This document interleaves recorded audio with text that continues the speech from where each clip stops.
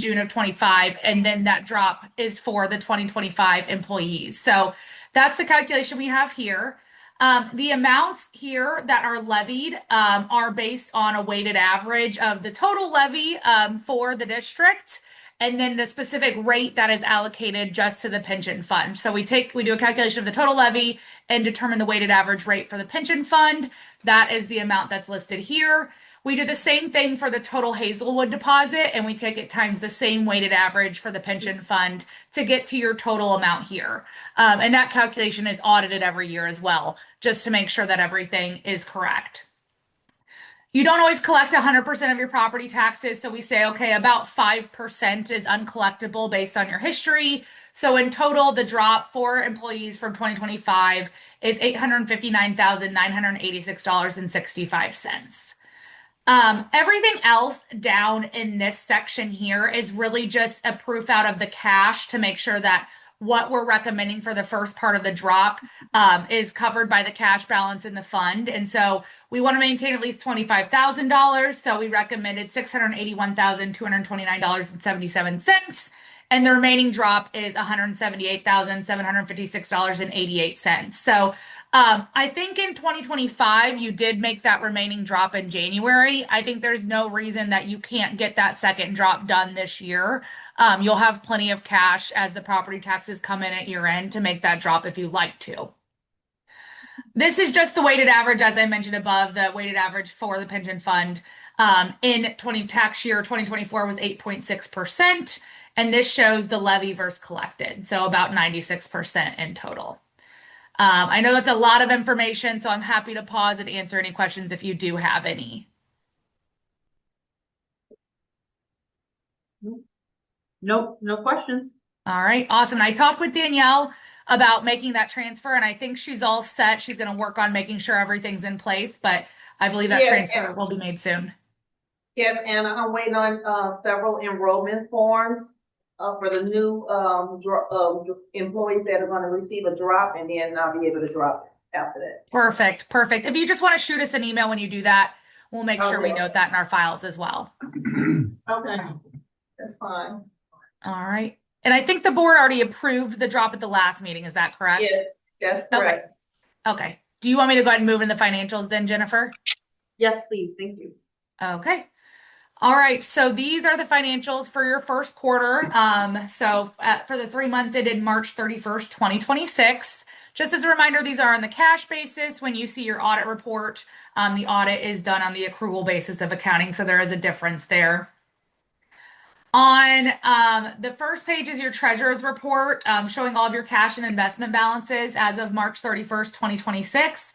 So right here, you'll see $15,945,217. That's up, let's see here, compared to 12/31, that's up about 4.6 million, and that's mainly due to your property tax collections, as we would expect at the beginning of the year. Any negative amounts that you see here are covered by draws out of the primary account in the next couple of days. That is not it's not a true negative amount. It's just a timing difference. The first page here is your revenue expenditures for all of your funds as of March 31st. So in total down here, you'll see that your revenues are $3.2 million greater than your expenditures. Again, expected with the property tax receipts coming in at the beginning of the year. And then we'll dive into the individual fund activity on the following pages. So as of March 31st, you're 25% of the way through your year. So you'll see here your percent of budget. Again, revenues higher than that budgeted amount at 52% because of your property taxes. You've collected about 75% of those through March 31st. But you are right on a little bit under on your expenditures at 22% of budget for your general fund. So in total, an actual net income of $1,669,021. I think spending is pretty consistent, as you can see here. Your total expenditures are pretty on par with what your prior year actual was as well. And please just pause me if you have any questions as I run through this. For your ambulance fund, your revenues are about $771,000 more than your expenditures. Your GEMT expense did go out for, I believe that was for the 2023-2024 true up. So that was paid in March, and then the related revenues came back in April. So you'll see that offset by some revenues in your next quarterly report. Do you remember what the revenues were For what year? for the revenues that we're expecting for GEG? For 26? Yeah. For 25. 25 is gonna be 103,000. That's one part of it. And then the other part is 378, I believe. 28, okay. So it's roughly like, Yep. I think it's about Okay. $482,000 in total. So yep, you're exactly right. 103,000 for 25, or I think 26, sorry, and then 25 the 379. Okay. Thank you. Yep. All right. So overall, your spending is a little bit higher, but again, mainly due to that GMT fee that went out the door in March. So that's why it's higher than your prior year. Debt service fund, we made the first required debt payment. So showing about 40% of your expenditures, 84% of your tax collections for the year so far. And then your pension fund, as we just discussed. So you did have, this is actually the part 2 drop of last year that was made in January. So when you see your audit, that will be accrued back to the prior year. And then the drops that you do have this year on the accrual basis will be applied against your pension fund expenditures, but you'll see it on the cash basis here. So overall, again, about 80% of your property taxes coming in, and this is the second drop for your 2024 employees. Capital projects, nothing really here. This is just kept open in the future if there is a need to record activity in the capital project fund and is used by your auditors for some GASB related entries. Your dispatch fund, you made your first required dispatch payment as well, and 80% of your property tax revenues have come in there. This is a final over under budget for each fund, but just kind of repetitive of the information that we just covered. Other than that, I think the only other thing to note is that we've been working with the auditors to provide any remaining requests. Last time I checked with them, they don't have anything that they're waiting on, I don't believe, from us or from the district. They don't think they're going to meet that 6/30 deadline with the state, but they do plan to send over drafts to satisfy that requirement. I did ask them to CC me on that, and then they will provide drafts for the board, I'm assuming as soon as those are ready. Do they intend to also send a letter?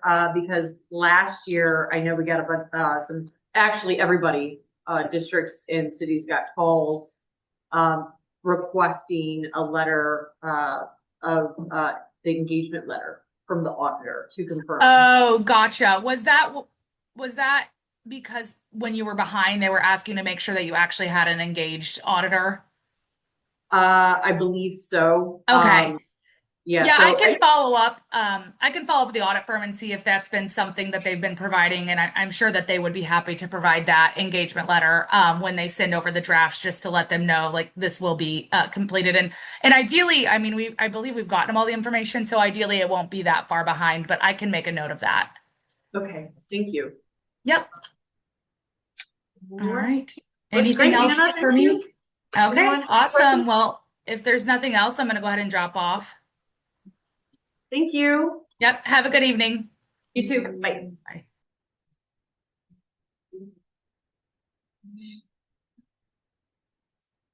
Real quick.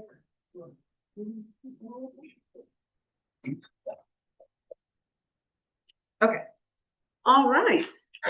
Moving on from there, approval of meeting minutes. So we have closed meeting minutes from May 5th, 2026, as well as the special open and close for May 11th, 2026, open and close for May 19th, 2026, and May, did I say 19th? May 26th, 2026, open and close. All right, can I get a motion to approve those minutes as presented? I'll motion. second. Director Seavey? Aye. Director Field? Aye. Director Guyton, aye. Ayes have it, motion passes. Can I get a motion to approve the bills and invoices as presented? I'll motion. I'll second. All right, Director Seavey? Aye. Director Field? Aye. Director Guyton, aye. Ayes have it, motion passes. All right, no new business, it appears. Chief's report. Yes, board, I just have one thing on there tonight. It's the environmental assessment that the phase one that we need to do for our property. You have 3 bids in there. They're all 3 pretty close in there. The one that I would like to go with is Partner. They have an option of 1 to 15 day turnaround for $2,200. But on there, we're gonna have to ask those too, on their authorization to proceed, it says 23 for those, so we're gonna have to ask about that. But on this front page, they do have, it says 2,200. Okay, So- so we'll just do it not to exceed. Okay. So, and just let them know that it was only approved for 2. Yeah, Supposed to cut off that $100. yeah. All right, can I get a motion to approve the bid with Partner? Motion? I'll second. Any questions, Ward? Do we want to say not to exceed and then executed? Yes, let me restate that. Can I get a motion to approve the bid with Partner, not to exceed $2,200 to be executed by Rogers? Motion? I'll second. Director Seavey? Aye. Director Field? Aye. Director Guyton, aye. Ayes have it, motion passes. Thank you, board. All right, that's all we got. So we have, the closed session, coming up. It says July 30 here. Is next Tuesday, July 30th or July 1st? I thought it was July 30 or June 30. Here's June 30th. Okay, so, just make a note that the next close is June 30, but, board, that's gonna be a special open, if you're okay with it. We have, several policies we need to pass. Okay, so it's not July 1st, it's supposed to be June 30th? June 30th, next Tuesday. Okay, It'll be 6:30 here and on Zoom. is July 1st, as you said? It's a Wednesday. Okay. Also, we have the regular open board meeting, on July 14th. Don't forget, we also have that pension board meeting that we already approved, for July 7th. As well as our closed on July 21st. We're gonna hold off on approving some of these. So let's just approve the June 30th meeting. And we already, approved the July 7th. So can I get a motion to approve a closed meeting as well as a special open on June 30th, 2026 at 6:30 on Zoom as, in 12641 Missouri Bottom Road. A motion? Second? Director Seavey? Aye. Director Field? Aye. Director Guyton, aye. Ayes have, motion passes. Yeah, I think these are right, but just in case we need to change things, we'll approve them next. All right. With that, we're gonna go ahead and pause to go into close at 6:53 p.m. under 61021, legal action 61021-2, real estate 61021-3 personnel, and then 61021-9 are preparing for labor negotiations. Can I get a motion to go into close? Motion? I'll second. Director Seavey? Aye. Director Field? Aye. Director Guyton, aye. Ayes have it, motion passes. For any-